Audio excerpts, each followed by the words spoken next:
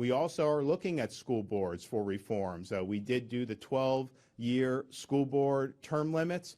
I think it should be 8-year term limits. I mean, the fact of the matter is you get in there, you have ideas, 8 years is enough to get your ideas in and to see some of the successes or maybe things you may need to change. Some of the people that are there, when you get in there for 20 years, you become entrenched. And so I'm a big believer in term limits across the board. I think we need it for Congress.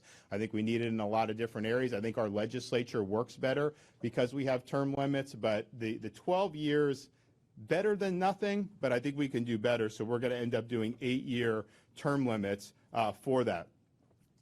The members of the legislature are going to be working on this, require amending the state constitution, but the Constitution prohibits any type of party label on school board elections, and that had actually been construed as you can't even tell people what you are. A federal judge struck that down a couple months ago, but the reality is people should be able to run for office how they want to run for office. They have a First Amendment right to do that.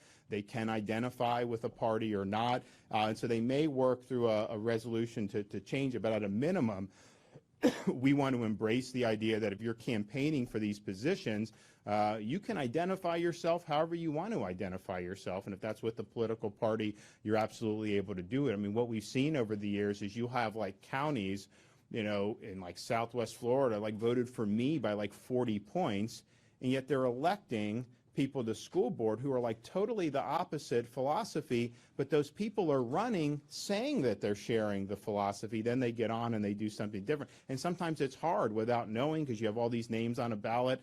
So we want transparency. We want people to be able to do what they think is best and educating voters to the maximum degree. So all